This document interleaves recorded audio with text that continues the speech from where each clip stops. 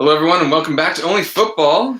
Podcasters, fellow shithousers, Gary, Joe, Steph, Rom, Soren, welcome back. We're a few days late, but we're always doing the Thursday thing. So, not Europa League, Euro final preview, review. Wow, I'm out of a cheers, guys. I need to settle down here. Mike, how you doing? Preview for Man U's going in Europa League. You're getting excited? Maybe a little bit. Just bracing myself, You good? I'm doing well, yeah. Italy won, thank God. It's not coming home. Mm-hmm. Although I am wearing a England jersey. Yes, you are. Yes, you are. You're welcome. Thank you. It's more of a Dan Burn jersey than anything. Yeah.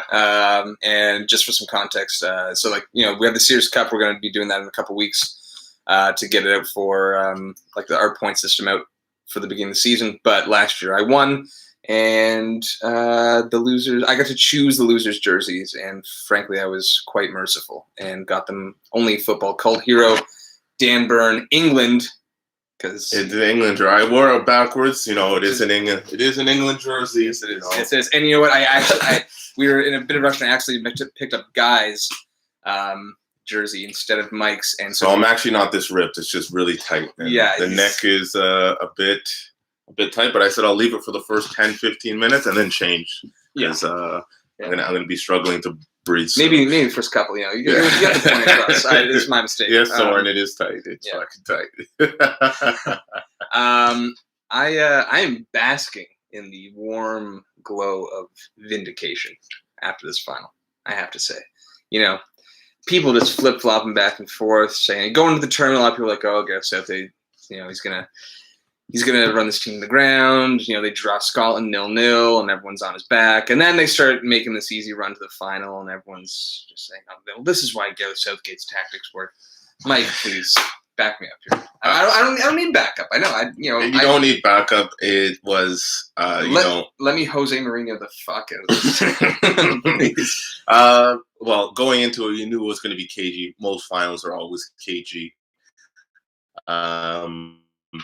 I was fearful that if England scored first, that they would win and they would actually be able to hang on. But little did anyone know that they would score 2 minutes in. And I was feeling pretty rocked when that went in. So was I. I was watching with John. Also, shout out to Theo and Eric Rizzoli, Theo Grantis.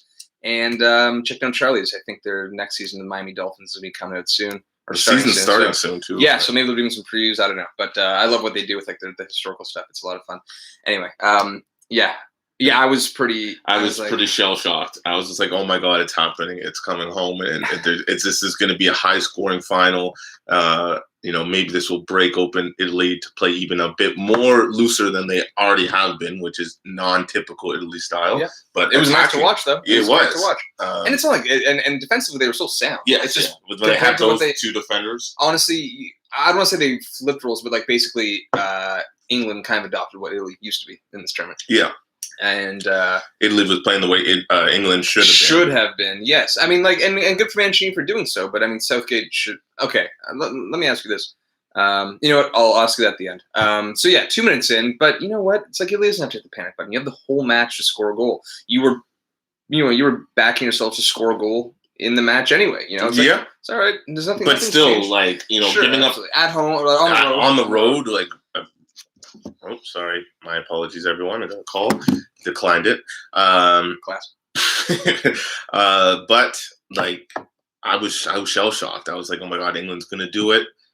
They're actually gonna squeak this one out. And they're already hard team to break down when they came out with a 3-4-3. Yeah, so the same formation that they had against Germany. Right? Compared to the last two games, they're playing weaker opponents on paper. Mm-hmm. So that's why they played a more open 4-2-3-1 conservative, more open. Come on, this was somehow more conservative than they had been all tournament, apart from the journey matches. So it's like they show up against any form of quality, at least on paper, a team to be feared. And it's like he reverts into 7 defenders. Yeah, they literally had because both their holding midfielders, Rice and Phillips, solid tournaments. Don't get me wrong, but for me, front to back, though, they never should have been a pairing. It's a very negative pairing. It's protect your back four or your back three with 2 wing backs in this case, and it's just too much. And going forward, it's not offering enough. It's not, and I thank God they still sat back after being 1-0. They looked decent for about 10 minutes. They still 10 minutes because that's the momentum, right? It's like, who would have thought a start like that? Yeah. It was abhorrent defending on Italy's part, actually. The crossfield ball into Trippier was like how you saw that was I know, but it was always going to be open, right? Like they off that counter. With Emerson always dropping back, right? With Spinazzola there, maybe that ball doesn't get through as easily, or he creates a different angle. But with Emerson as the left back, he was always in my defense first. We don't really need you attacking. Although it did create a gap between him and Insigne, but and they were countering. It was really the ball from Trippier where Di Lorenzo got sucked in to Chiellini and just left Shaw. It was a great finish by Shaw. Like, I'm not going to take anything away from that, but amazing finish. Horribly marked. It actually, as a United fan, it did actually very much remind me of Aaron Wan-Bissaka for a lot of last season, getting sucked in to his central defender, like on his side, and just leaving that back post wide open. Yeah. But I was wondering. It's like, they started the 3-4-3, which I forgot about Germany. But Maguire's playing left side center back, and right before that goal, he gives that corner away. And I was like, oh, it's just he passes it out. Oh yeah, that was awful. Yeah. And it's like, you're chopping and changing in the final. Guys said it like, Southgate blinked first. And switched up his formation. And you know what? I mean, I don't even really want to say that it nearly worked because England did nothing the rest of the match. Yeah. Besides the first 20 minutes, they were pretty much like, let's just hold on to this 1-0 lead. No one, only a free kick has broken us down the whole tournament. Yes, but we haven't conceded a goal from open play. No. And they were confident in their ability to close it out, but that's not their identity. And I know they haven't really had an identity to live by since their World Cup in '66. So, but I think even as the fans, you got to the finals, I guess you're happy because you got to a final for the first time, but it was playing unattractive football. It was. And, England fans, they're not Italian fans or countries that, are prominent for defense first. I guess Southgate's trying to instill that in this generation of. That's what he knows, though. I think he was a defender. He's not a very experienced coach. That's just what he knows. And, protect, nick a goal with the talent that you have and protect lead at all costs. And, I mean, think about, we've been over it. This really, for me, was the first top-tier talent that England played in this tournament. Germany were out of sorts. But still top-tier talent. On paper and on history, but going to this tournament, Mike, I mean, you actually backed Germany, but I think a lot of people had Germany as a weaker side. And even in that match, England were asking to lose it. Oh, they were, yeah. And they finished their chance. They did, and you know what? It was Southgate was bringing Grealish, made some good subs at that point. After kind of escaping by the skin of their teeth slightly, a couple good chances by Germany in that match. Yeah. And in this match, nothing, man. Nothing. No subs against Denmark, really. And pretty much no subs again. And pretty much no subs again. And you start off with basically 7 defenders. Yeah. And you're just like, come on. And after 20 minutes, I swear Kane was playing like a 6 or an 8. Dude, he was beside Phillips and Rice the whole time. He was closing the match like that as well. Yeah. He was closing the match like that as well. It was so weird. Italy, obviously not the start they wanted, but after the first 15, 20 minutes of that flurry and the rush and the momentum of scoring first and being at home and having it's coming home this realistically close as it's ever been, Italy must have been happy that they decided to sit back and open the game up. Mancini, he realized he got outplayed in the first, or, maybe the start wasn't as what he wanted, but he made a formation change at halftime, and Italy was dominant. Yep. Ever since. For me, he brought in Cristante at halftime. Just after, I think. Or just after. But Barella came out relatively early. Yeah, I was surprised. I thought you would think Locatelli next midfielder, but it was Cristante. Yeah. He had a plan, have him stay more. I guess Jorginho did push up, but not really. He's usually always the sitting one, but it allowed for the attacking players to be more creative. He took off Immobile early, which I think was good because he gave him another chance at redemption for the last 2 games. Nothing. Yeah. Right. Ever since the knockout stage, he did nothing. Yeah. Big fish in a little pond when you look at Immobile, for Lazio, for example. Yeah. But kudos to Italy for coming out strong, knowing that they had to take it to them. The goal. Do you have anyone to blame for the goal? Who let Verratti of all people get a header on? It was a glancing header. I think what drew the save, right? I believe Verratti drew the save out of Pickford. I believe Verratti's. It was two people who missed it, and then I think Verratti was the one who he was lucky, right place, right time. The header. Yeah. Pickford should he have done better? Do you think it's reaction save? It's a bit of a reaction save. It's pretty close in. He was like roughly around. It was a weak push off though. You know, keeper's supposed to have strong arms. Okay, I know it's a strong arms. Okay, I didn't say long arms. Okay, strong. I actually wasn't trying. I wasn't trying to dig at Pickford. Okay, I wasn't trying to dig at Pickford. But I guess it's a reaction save. But he pushed it off the post kind of lightly, and Bonucci just there scooped it in. I know I celebrated hard when Bonucci scored. Not that he's a Juve player, but just the fact I did not want England to win. Yeah, and Mike, okay, why didn't you want England? You know why I didn't want England to win? Are you in the same boat where it was like, just the way they were setting up? This is the way. Like, if it had been England, alternate universe, there are two Mancinis going to this tournament. Mancini managing England and Mancini managing Italy. I think Mancini would have set that England side up a lot differently, just as he did this Italian side. There's a solid core of defenders back there, but you have and you have a solid 3-3. Yeah, solid holding midfielders. You play one, you get two creative boxes in there, and then you have a glute of talent up front with you could probably have done Sancho. Fine, maybe we did Sterling again. I would have done Grealish, Kane, and Sancho myself. And who would you have in the middle? Declan. I mean, based on going into the tournament, I would say Declan Rice. Calvin Phillips was very good. I sold it on Rice as well. Yeah. Yeah. And then box to box, Mount, and Henderson was just coming back from injury, so that's a little bit dicey. But I think Henderson is solid box to box. Adds a little bit more defensive awareness than, let's say, who am I forgetting in their midfield right now? The only other box to box. If you do 4-3-3, you need a box to box. If you have Rice's or steady. Yes. Bellingham is too young. You know what? Honestly, the way Bellingham was, thank you for reminding me, I probably would have gone with him.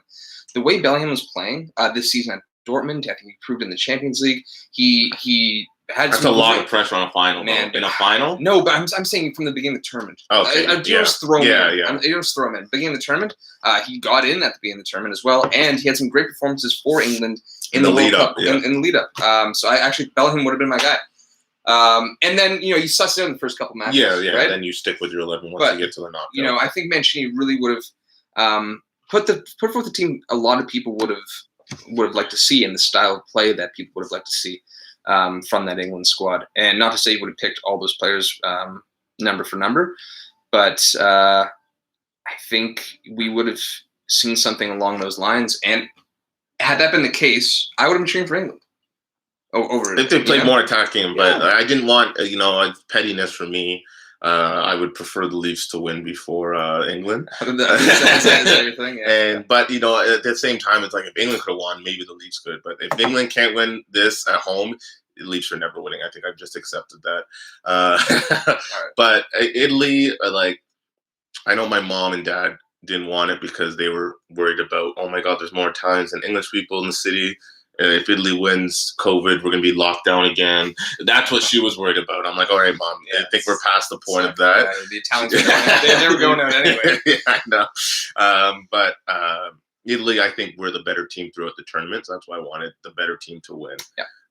And, obviously, 4 Juve players, winning hopefully carries over to the season. And it was Bonucci and Chiellini for all the time that they had a good Italian team. They never won any silverware. And I really wanted both of them. Bonucci is obviously, I've had my hate for him. He's still a snake, but he's won me over a lot. And you know what? He's still a great defender that any team would love to have. Yeah. But that's the reason why I wanted Italy to win. There's a few reasons. It's a little bit layered. Yeah. But after the goal, I think, it was fairly acceptable for both teams to kind of the last 10 minutes be kind of, conservative. Yeah. Because you'd rather have 30 guaranteed minutes than having. England were still hemmed in though. That was another instance in that last 10 minutes of the 90 where I saw Kane, just outside the box. Every time. Man, I think possession was roughly 70-30. Mm-hmm. I think it ended 68-32. 32, yes. And when you see like two teams of that talent, it's like, how are you letting this happen? I think if you looked at the passing stats for the midfielders, I think Jorginho alone actually outpassed all of England. Rice, Phillips, Trippier, and Shaw. I think he outpassed them alone by himself, or very, very close. They had the ball, and it's like you can't score without the ball. Like, and I get you're trying to hold on. You got this one goal, but it's like even when Shaw scored, Southgate barely reacted. Right? I've got 90 minutes to sweat this out. Yeah, pretty much. Time to sit back. It's like, did you really? I mean, you can never go into a game against that quality of opponent assuming that you're going to. I thought after the 90, once extra time started, I thought England's focus would shift, knowing that legs are going to get tired. You should probably go for one because they didn't make any subs. They played for a shootout. Yeah, I know. And why would you play for a shootout when you have to score on Donnarumma? It doesn't even matter. Why would you play for a shootout anyway? That is the most unless you are like the heavy underdog. Unless you are, let's say, Switzerland versus France, who didn't even like Switzerland. Actually, even when that game was before it was 3-1, they were still taking it to France. They were. They tried to go forward, but going against Donnarumma. Why would you play for a shootout? That's the part where I'm like, good. Italy won. Yeah. They deserve it because I thought after it got to extra time, the focus has to shift. You have to win it in extra time. And you have the home crowd in extra time. You haven't even really made the subs either. Like you have fresh subs too. You have half an hour. He was waiting for the subs for the shootout. Strictly for penalties. Sancho arguably probably could have started that match. Not that he would have, but I think a lot of people would have liked to see that.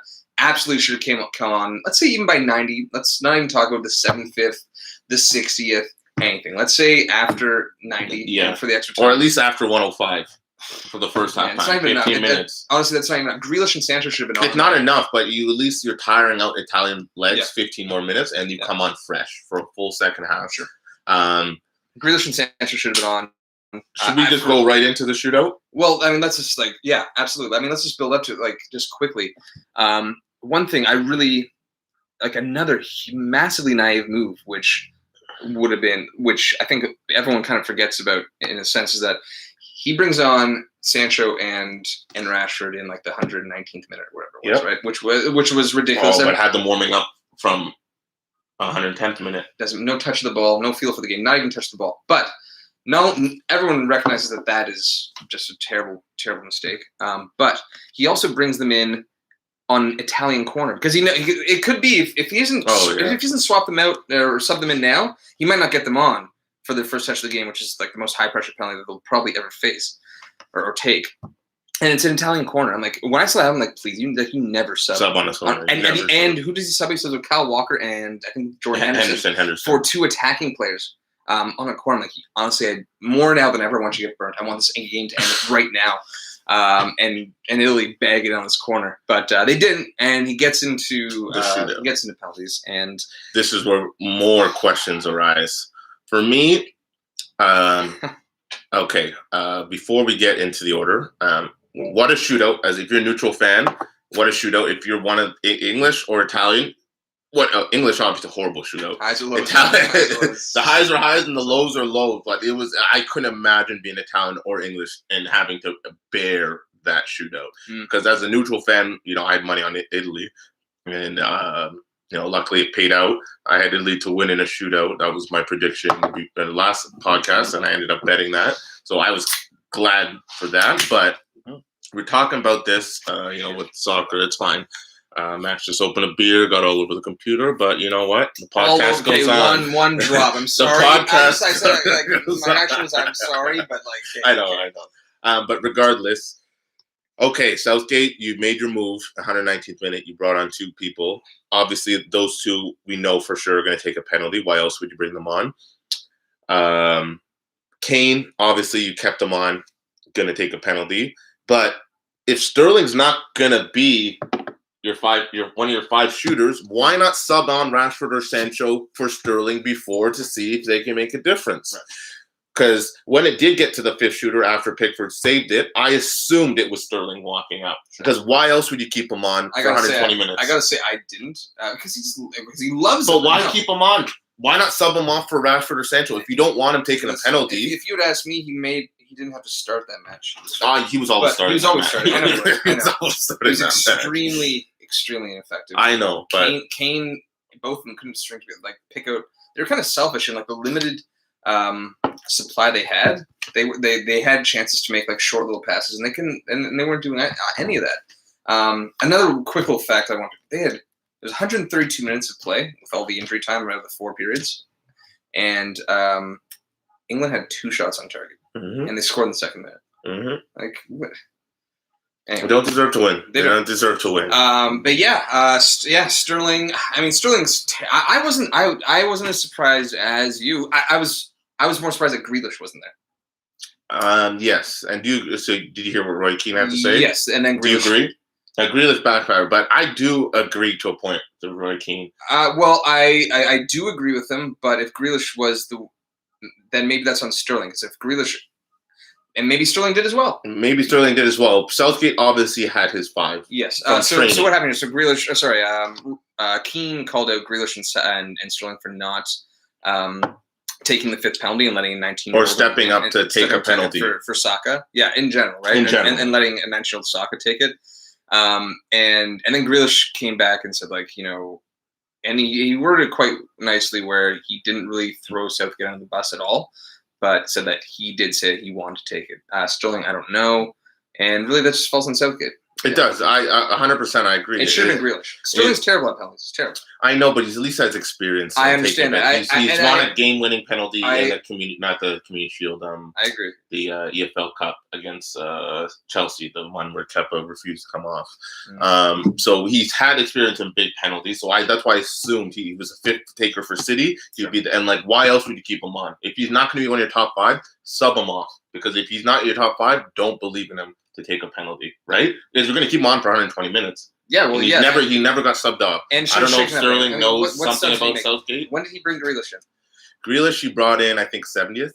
Was it before the goal? It was after the goal. I'm pretty sure it was after the goal. I think it was after the goal. Like, really, more or less, he brings in Henderson for Rice. Rice wasn't having a bad game, really.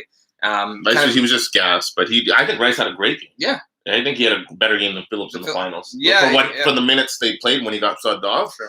But Phillips was more of an engine, right? Rice was doing a bit too much, and he was gassed. But yes, he subbed off Rice for Henderson. Those were the Grealish and Henderson were the only 2 subs in regulation.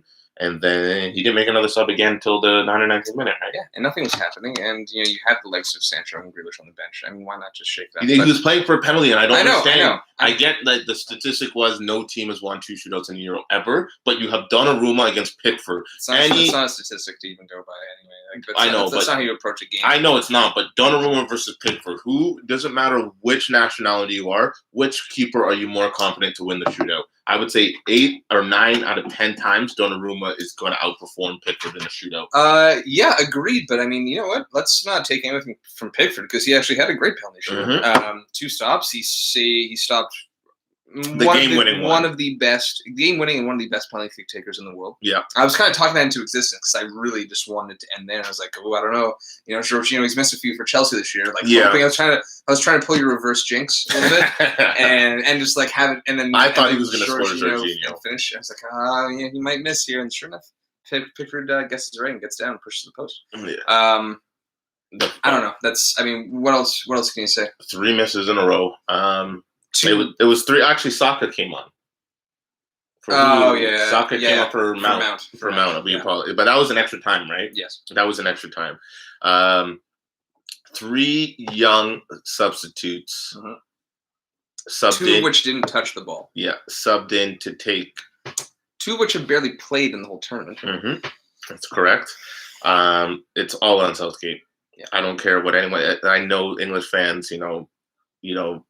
English fans, they're good when they're good. Like, they're good when they're good. They're still arrogant and annoying.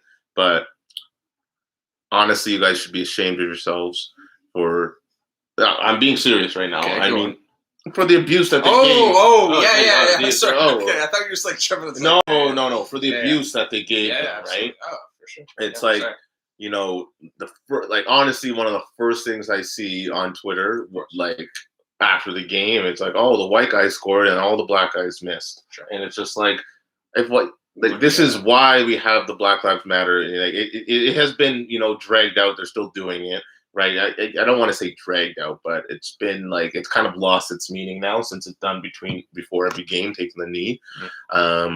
But it shows it's still there, right? And it's just disappointing, right? Because obviously, you know, they don't plan to miss kicks, right? And it's a lot of pressure. Like, as a fan, it's like you waited so long and you think you're going to do it at home, but imagine being a player having to step up, you know, not having kicked the ball for Sancho and Rashford, not having to kick the ball all game and having to take a penalty in where the nerves are at the highest. It is the highest. A serious shame that, you know, it was a given that I get Harry Kane happen. going first because you want to set the tone, especially if you're going second. But you should never pencil or pen. He penned in Saka 5th shooter, and that's Saka's first ever professional penalty ever. And he's your 5th shooter. That's on Southgate. I didn't know that. I don't care what happened. You don't put the 19-year-old his first ever penalty ever in professional. Obviously, I assume he's taking penalties when he was younger because he's the best player on his team. And in training. Exactly. He went by off training, right? But there's never, you can take 100 penalties in training. You're never going to have the same type of pressure as a Euro final at home. A Euro final at home. Yeah.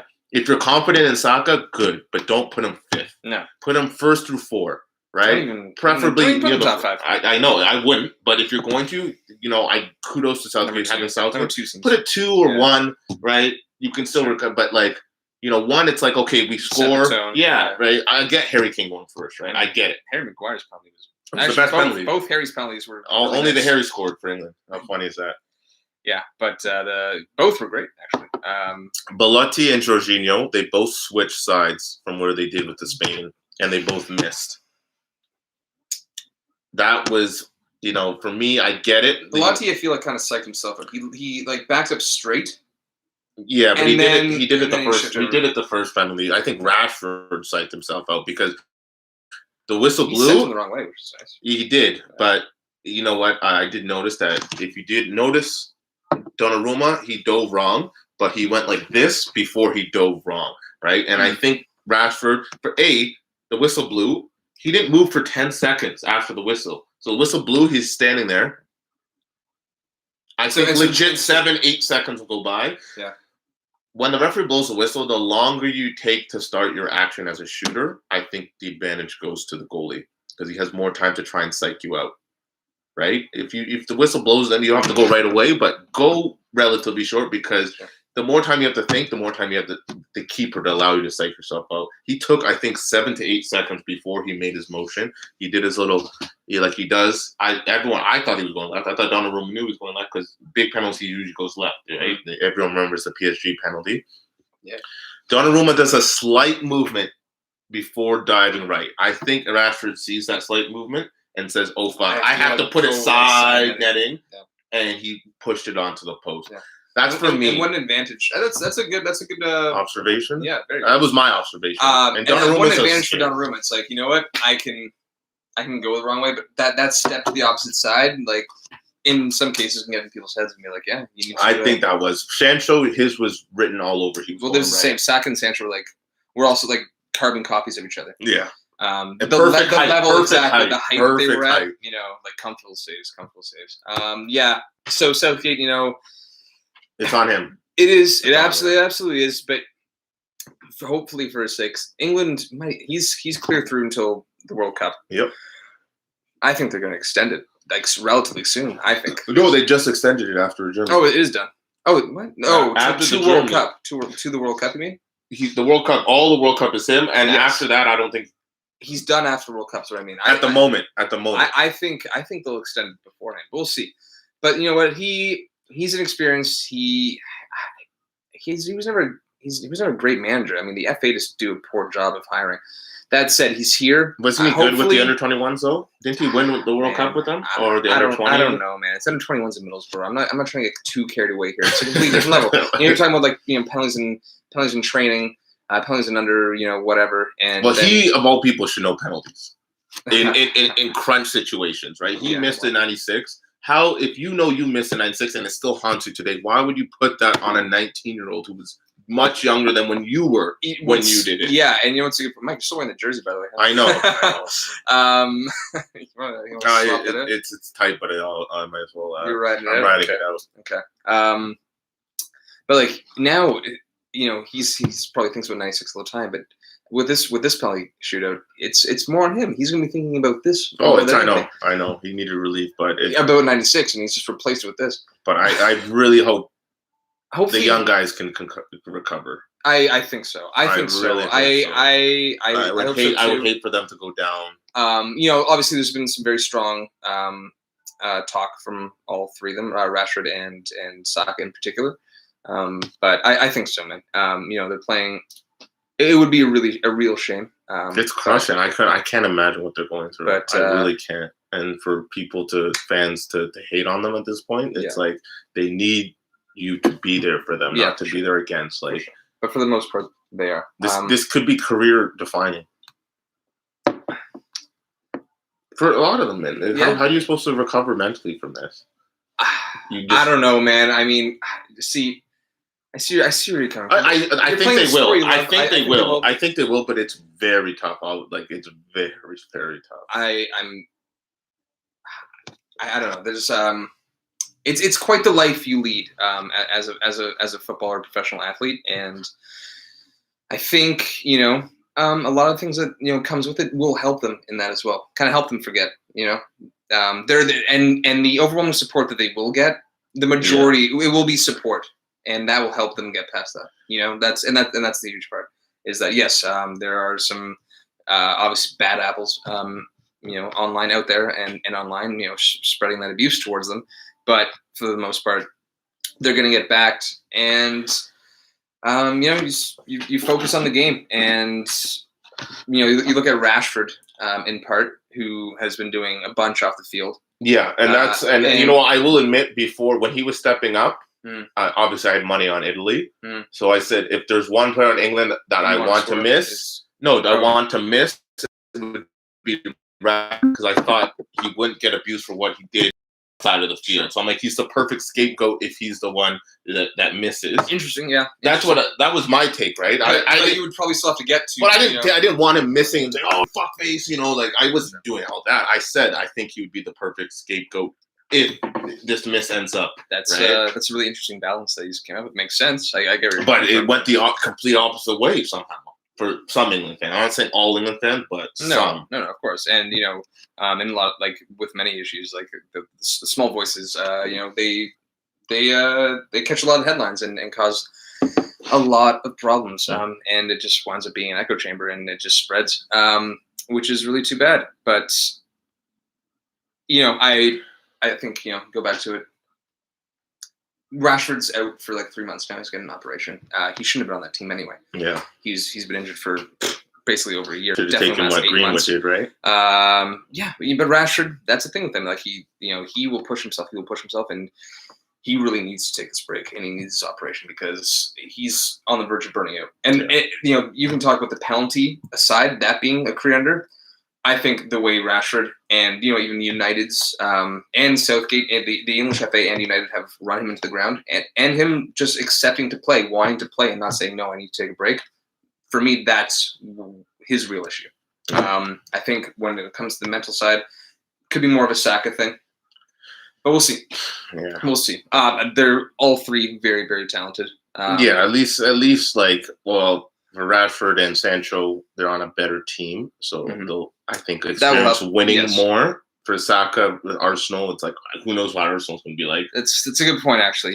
Saka might have it a little. Oh, definitely, he definitely has it harder because he was the fifth shooter and his kick ended the Euros, and B, he's going to an Arsenal team that just lost to Hibernian.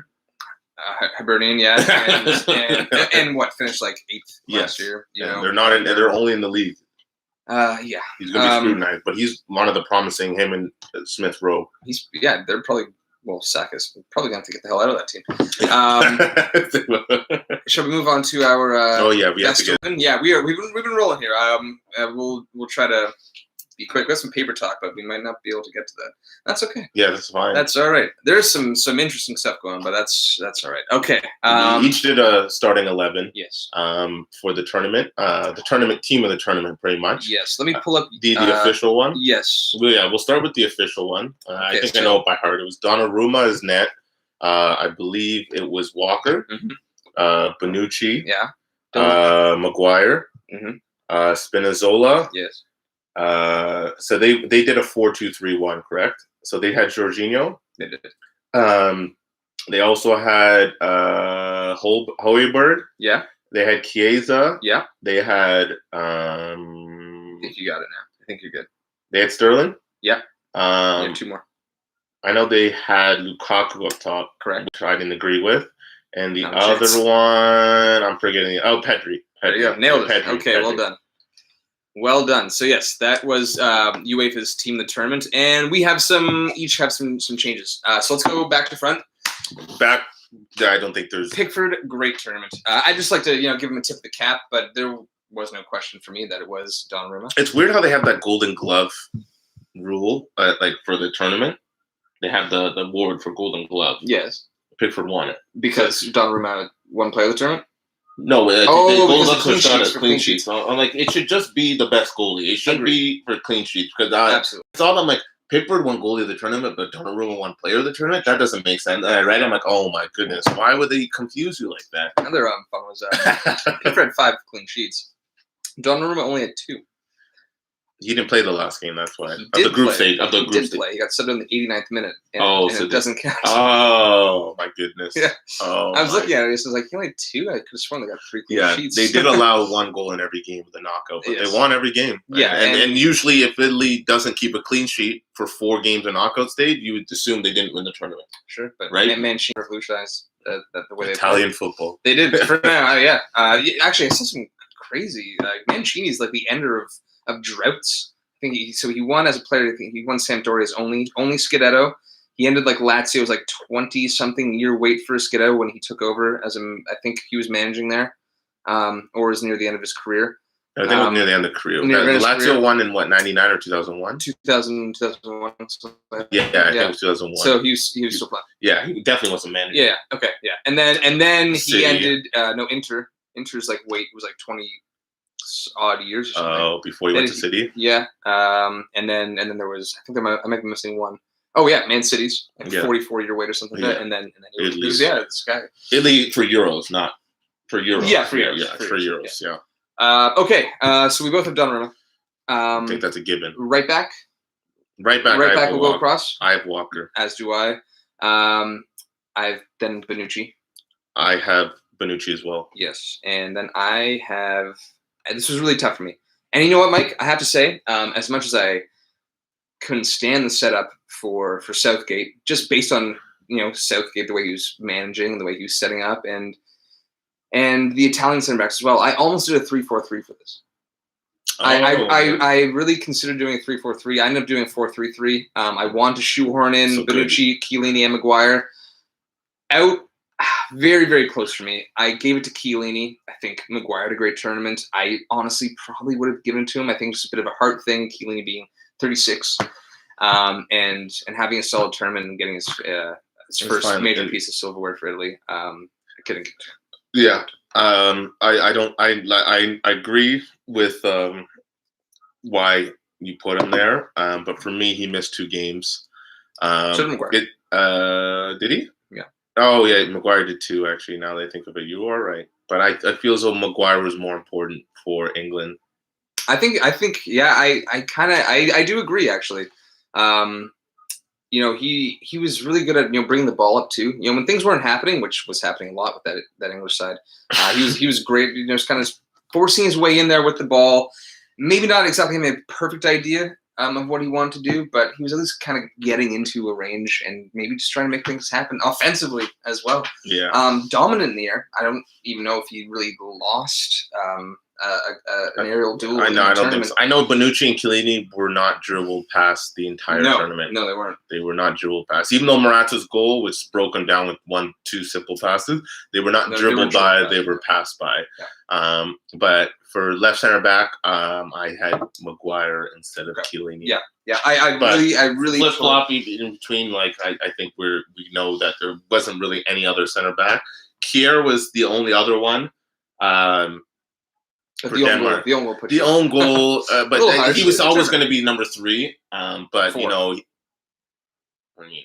not like number. Oh number yes, 4, yes, yeah, number yeah. 4. For them, yes, number 3 for the second spot. Mm-hmm. But you know, he had a great tournament for Denmark, and what he did, you know, making sure Eriksson, he was the first to respond, consoling like that. What he did off the field or still on the field was also equally important for me. So he was the left out. Besides, I had picked Maguire, so Chiellini, and then Kier was the other left one center back that I would have to leave out that I thought of.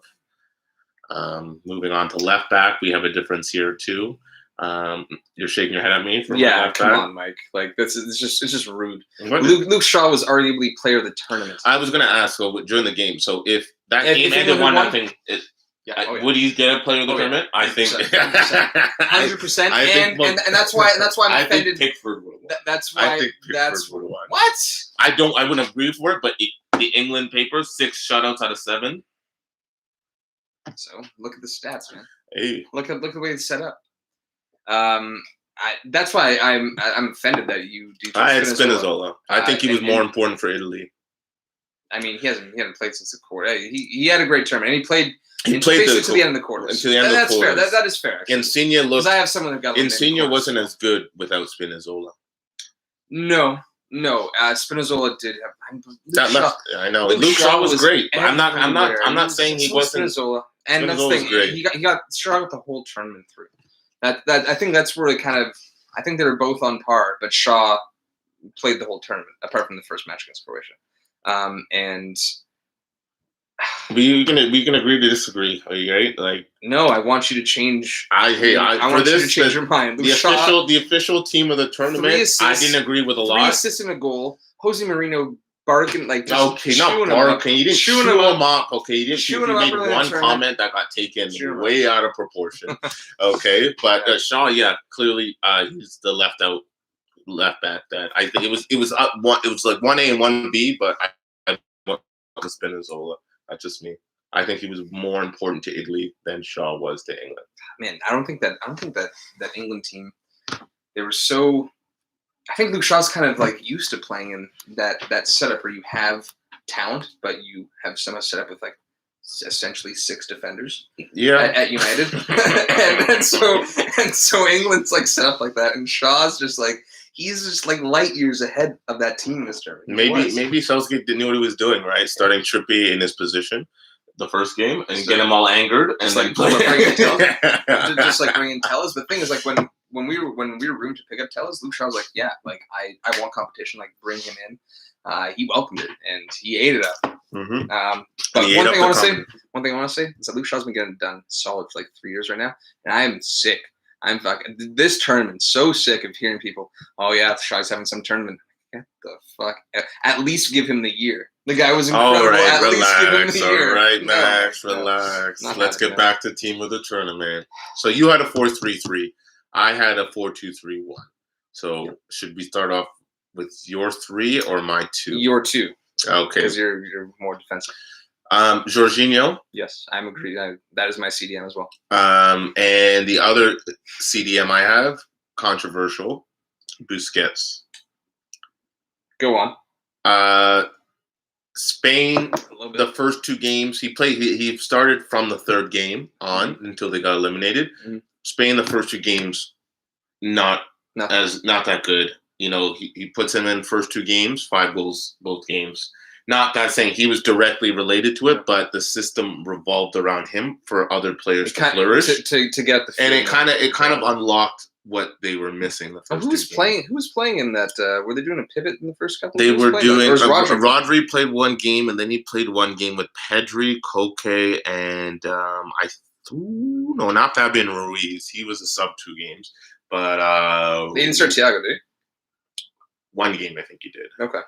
I think I see where you're coming from. For me, he's an older player, Busquets, kind of good. like Hakimi, but he was amazing, and I think that was the difference Spain needed. I didn't think, I'm like, oh, Busquets, I know he's their captain. I'm like, I don't think he's that big of a miss because they had Rodri, similar player. Mm-hmm. But apparently it was a big difference. Well, I mean, I think Rodri started one game, and I think Thiago. That's something that Rodri's gonna have. That's something that Rodri's gonna have to. This should have been actually an opportunity for Rodri to seize hold of, actually, mm-hmm. and he didn't. So there's gonna be a little more pressure on him. I think Rodri's gonna be a very good replacement for Busquets, but he's gonna have to next time actually really take the bull by the horns there. I think what he's missing, he just needs to untuck his shirt. Okay. His shirt is tucked in way too high. That's the difference. It's limiting his mobility. Yeah, I personally, Mike, if I was doing a 4-2-3-1, I probably would have put in Pierre-Emile Højbjerg. I agree with that. I think defensively sound, but he actually did really impress me with his creativity in this tournament. He was all over the pitch. He was touching everywhere and facilitating as well for a team, for a midfield that on paper didn't really have the flair, especially when you take Eriksen out of it. But that's even in the number 10 role. I'm talking about their box to box. He was amazing. He was the left. I left him out, unfortunately. Mm-hmm. I did try and take a player from each semifinalist. I do like that. So Busquets was my Spanish player, and my Danish player I'll keep for after you're done your three. Yeah. I had Jorginho as well. Then I had Verratti. I loved that talent going to the tournament. You really did back Italy more than I did. For me, they were dark horse that were going to go maybe quarters, maybe semis. But I think you kind of. I think they're semis. But I thought they'd run into France, and I thought France, but I thought that their run would end at the semis. Yeah, fair enough. But Verratti coming back and eased into the tournament through that injury. He gets in that starting role, probably playing 60 minutes for the most part of the tournament, and then basically. He plays the whole match against England in the final. Gradually, he's building himself up, and just so dynamic. He's one of my favorite players in the world. As is Chiesa. I love some of these Italian players, and I have to say, just creatively and defensively. He was everywhere. He's a bit of a maniac. That's what I do. I like that part of him, but sometimes he's a bit too erratic for me. Mm. I think I didn't really see him put much of a foot wrong in this tournament. Barella I love as well, but Barella was someone in a couple of matches, especially in Spain, where I noticed a number of balls going askew. And obviously it happens, but there's standard. There's never really times when I noticed, and correct me if I'm wrong, but when I noticed Verratti,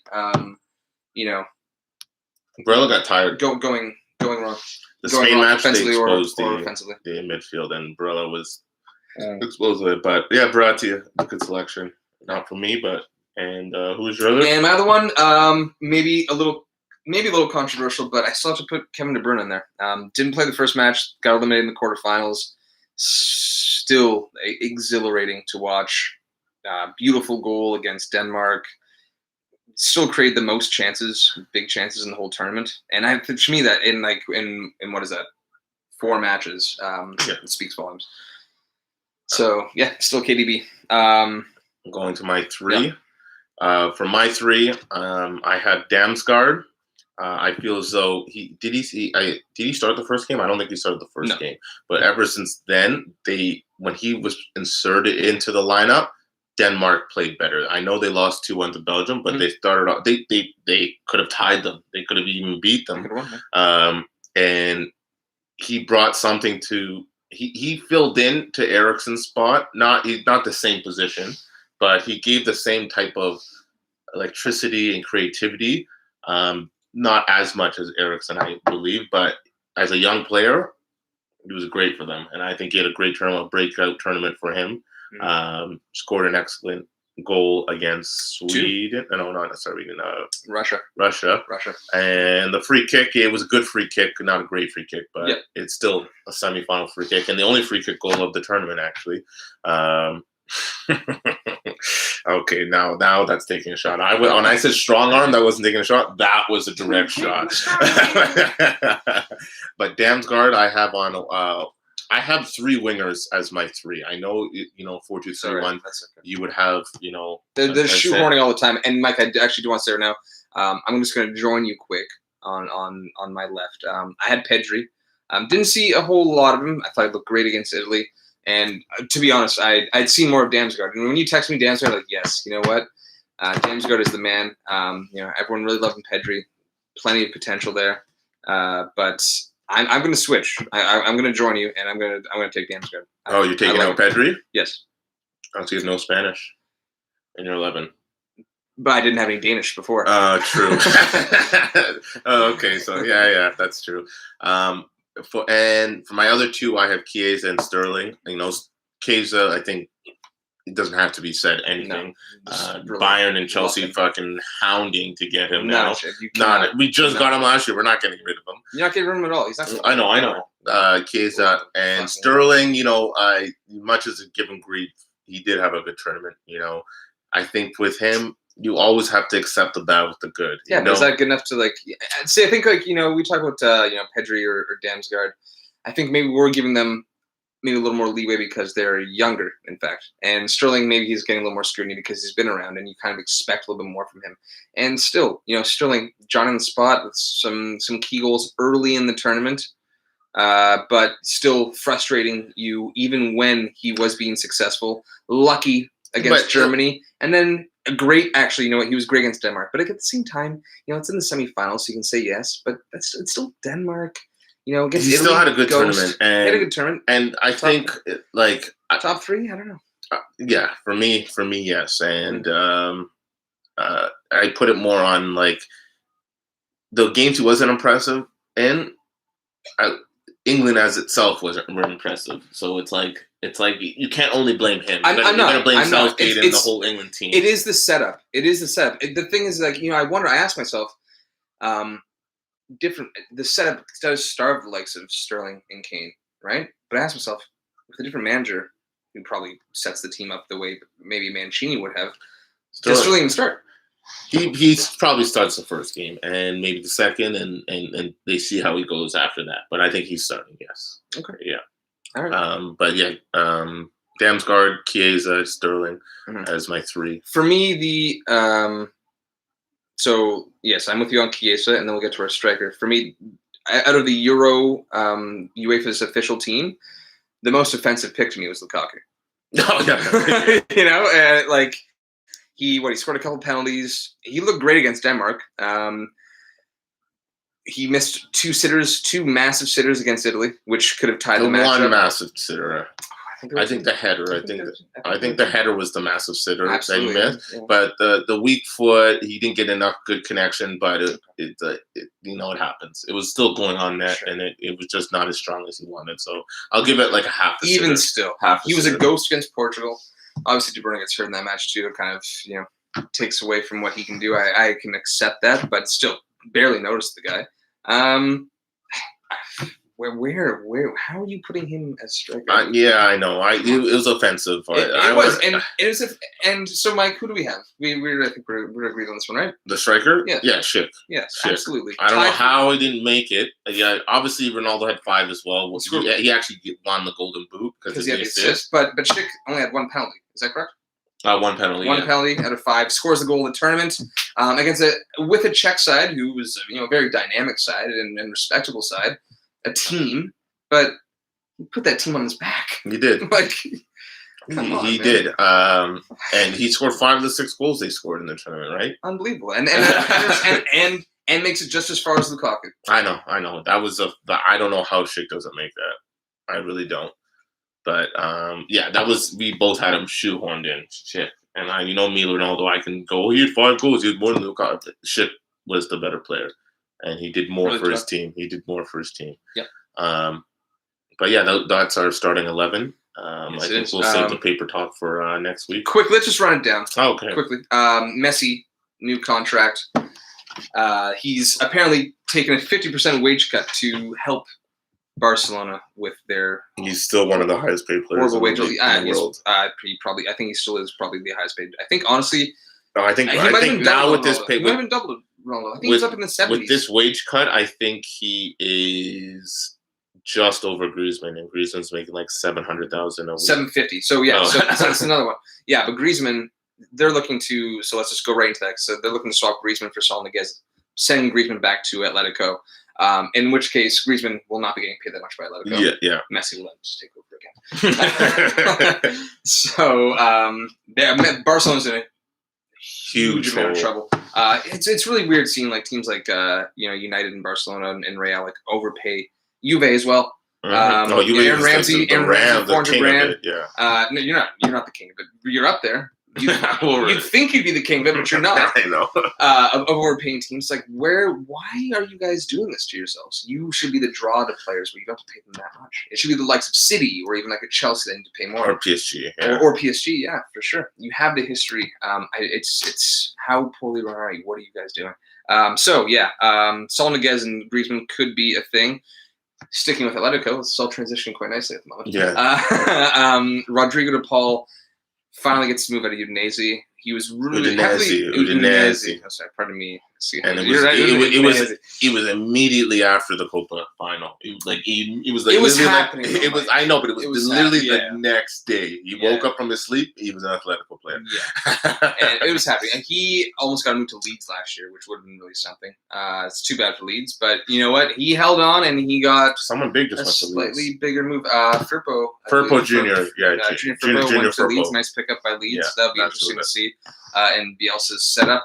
But I do have to say, Saul Niguez with Atletico is kind of, in the last couple of years, not playing as much as you would have thought for Atletico. And I think isn't he coming out of his contract? I think he would have 1 or 2 years. I think his contract's like a really, really long contract. I think he has only 1 or 2 years left. So it's like, why would you? Lifelong contract kind of thing. I think he has 2 years left. That's what I was reading. And it's like, why are you doing it when he only has 2 years left in his contract? Unless that they're going to renew a contract.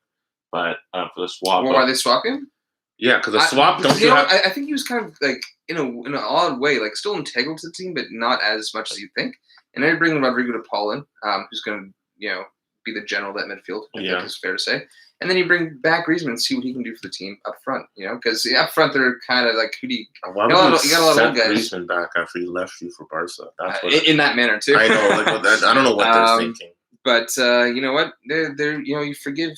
And you forget. Hopefully, you guys move forward and get a back-to-back title because their striking forces in the last number of years has been very interesting. Like there was a time when it was Aguero's coming up, Costa's coming up, Falcao's coming up, and they're all young and they're torching and they're like the big buy. They had Forlan too, and they had Forlan, but then it's kind of in the last few years kind of reverted to midfielders. No, for the strikers just being like older, kind of like on the way out, like last rod, like a big club kind of thing, Torres.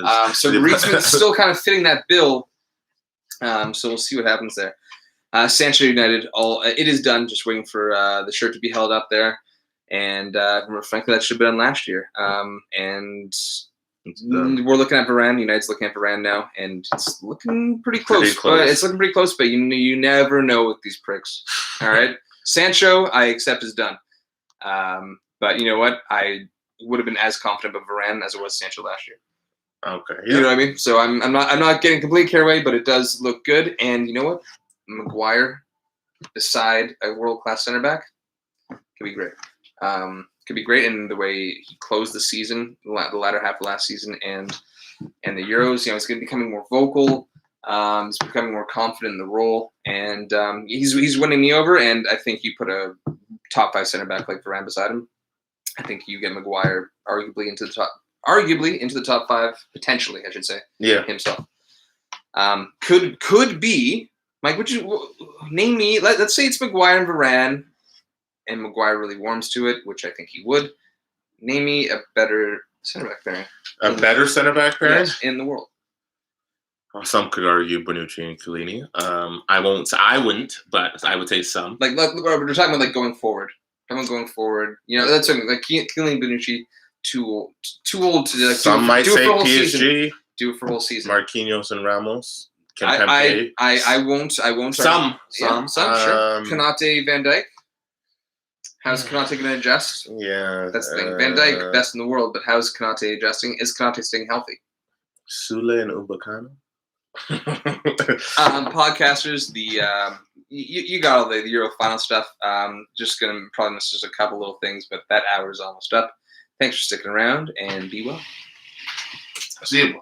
Oh, the light. Mike, what are we doing? Such hacks. Right? I know. I realized I'm like, my eyes were hurting. See, I was like, I'm looking pretty dark. But sorry about that, guys. Wow.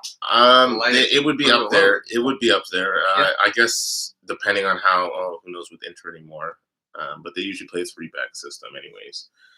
Who knows with Inzaghi? But out of the top of my head, who's going to part? If Varane leaves, who's parting Alaba? I don't know. I guess it'd have to be Nacho. They might go after Koundé. Yeah, they would have to get someone else. I would assume they would have to get someone. Speaking of Jules Koundé, very exciting French on Sevilla. If you don't know, which I imagine all of you do, but he rejected a move to Spurs. Like Spurs and Sevilla agreed, and he's like, I'm going to think about it. And he didn't. Yeah. This is a step down, actually. It is, man. It is. And I think Kane is staying at Tottenham unless if he becomes an asshole and prick and forces his way out. Why? But you know, Mike, you said it yourself. Like, why wouldn't you? I mean, you just more or less got the less. You mean why wouldn't you if you're Kane? Yes, if Kane. Oh yeah, I know. You have to be an asshole. You do have to be an asshole. Get the hell out of there. You have the lesser and less successful and less prestigious Mourinho, like in charge of this team now. It's a weird one, but the one I did want to mention. We'll start off with Patricio going to Roma. Quickly, yeah, Patricio going from Wolves to Roma. Nice little pickup by Roma. But Lopez, or is it who was Roma's keeper last year? Was it not? Anyway, he went to Marseille. Is it not Lopez? No, Lopez at Lyon. Lyon. There's another one. That's Ronnie Lopez you're thinking of, right? Yeah. No, but I think Roma's keeper is it Olsen. It was Olsen. No, that was 2 years ago. I'm pretty sure it was last year too. I don't think so. I think it was. No, Olsen. I think Olsen came in as a sub for Pickford last year. At Roma? No, like Olsen. Oh yeah, so it was 2 years ago. I think it's the Pau Lopez. Am I mistaken? He went to Marseille. Just in that little carousel, anyway. Let's not get too carried away. For Wolves, I did like their loan signing of Trincao. So I like that. So do I. I think Wolves are going to be interesting this year because they kind of replaced Jota from last year. They bring in Bruno Lage from Benfica. Only did about a year and a half at Benfica, won the title, but they were averaging about 3-something goals a game in his time there. Yes, I know it's Benfica, generally top dog of the Portuguese league, but obviously the offensive prowess is there. And bringing Trincao, he was integral, Lage, that is, of making Trincao the player and the draw he was for Barcelona. Yeah. So Trincao had 28 appearances last year for Barca. Yeah, and he's only 20 years old. 21 now, but he was 20 last year. Yeah, and he's behind Messi. Yeah. What can the kid do, really? Yeah. So yeah, I think Wolves are actually gonna be interesting. They currently signed a Aïnouri, yeah. They probably signed Aïnouri, yeah, and I don't know. I'm gonna be intrigued by them. It's not gonna be the Wolves that you think or that you think by any stretch. You think Leeds are coming Europa League? Yes. Or do they regress? Do they hit the sophomore slump? Do they hit the sophomore slump? You know what? That'll be interesting to see because Bielsa is so demanding of players, and it has been a thing in his career. Even when Leeds choked a couple of years ago to get promoted, a big thing was the burnout, and they did close the season very well. Like front to back, they were solid. They had a very outside chance of getting Europa League, I think, going to the last week, definitely last two. And they closed well. But is that going to catch up to them? I mean, Sheffield I'm not comparing Leeds to Sheffield talent-wise at all by any stretch. I don't think Leeds are going to get relegated either. But does it catch up to them? Yeah. We'll see. We will see. And yeah, we'll get into that a little bit later. Last thing for me, Mike. Sorry, did you? Oh, you Trincao. Trincao's first. Yeah. Okay. And then last thing, Chelsea seriously looking to break the bank. 150 million. Is it pounds or euros? It doesn't really matter. To get Haaland off of Dortmund. Dortmund Was that the second offer they did? They haven't actually put forth a proper. I heard 100 million, 100 million and Abraham. Yeah, and they don't want Abraham. I don't know if that was official or not. I think that might have been just some straight paper talk. I don't think it's necessarily official, but yeah, that could Chelsea, if they want it, like they go get it. And if you're Dortmund, it's I think 65 million euro release clause or 65 million pound release clause next year. You're effectively getting double that more if you accept it. And I know they're doing their firm Dortmund stance, like we're not letting him go. But unless if it's the Bayern. Yeah. We never want to win the Bundesliga. We'll take Lewandowski back and they had Götze, they had everybody except for Royce. Yeah. But anyway. Yeah, if you're Dortmund and they actually officially put forth 150 million euros, let's say it is euros, you take it. I think you still wait till January if I'm Dortmund. What, and take it at like 110? I don't know, but it's like I think if I'm more worried if I'm PSG than I am Dortmund with Mbappe next year, because Mbappe can just walk for free. Right. Yeah, at least with Haaland, you're still gonna get at least 65. Right, so I'm not as worried. Mm-hmm. So I think I can still. Maybe Dortmund actually want to make a push this year. Yeah, they want to see. I think January they can still get 90, 100. Yeah, that's fair. Right? I like that actually. I do like that. See where you are on the standings. I think that's for me. It's like try and win the league. I know Sancho's gone. Try and get them. I don't think that's a big deal. I honestly think that with Bellingham and Haaland, that they can actually make a solid push here. Yeah, and Dortmund buys smart. They buy smart too. They'll buy young. Giovanni Reina, he is down there, but sure. Now Sancho's gone. He has more room to be himself. Yep. But I'm not too worried if I'm Dortmund. No, I'm way more worried if I'm PSG. Because Mbappe said I'm not signing, and they don't want to give it away money. So they say this is the last hurrah. It's going to be all or nothing. That's what I'm worried about for PSG. Not that I worry about PSG. No. But I think Dortmund knows what they're doing. They're not going to jump on it. But honestly, if I'm PSG, Mike, and you just go for it the last year. Go for it. You have plenty of money. You signed very nicely as well. You saved money in that sense. There's going to be signing on fees and agent fees, obviously, and all that. But you saved actually plenty of money with some very good signings. So you can take that as a little added bonus for losing Mbappe for free. Fucking go for the Champions League. It's what you want. You have the money to blow. Win some money back. Yeah, just win some back. That's it. Okay, guys. A little bit of a long one. A lot to unpack. It's a Euro final, man. Euro final, and yeah, shame about about the abuse and all that. But hopefully they can just they'll be back. They'll be back. Put your head down. And there's plenty of support out there. There is plenty of support out there, and just bear in mind, these people are fools. They are. All right, and you can laugh, and you can laugh at them. Try to brush them off. Easier said than done, and yeah. Till next tournament. Next week. Next week we'll do paper. We'll do more. We're gonna do some. Some paper. We'll do talk. a special, right? But yeah, we're gonna do. It's been a long time. It's been like a lot. It's been really thick and fast. We don't get to do as maybe as much as we'd like, or get the time. But we haven't done a feature in a very long time. So Mike and I are going to be brainstorming about that, and we're going to try and get a few of those out before the season starts rolling around.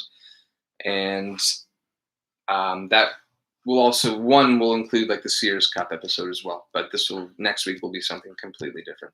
Yeah. All right, guys. Thanks a lot. See you guys. It came Rome. It came Rome. Cazzo duro.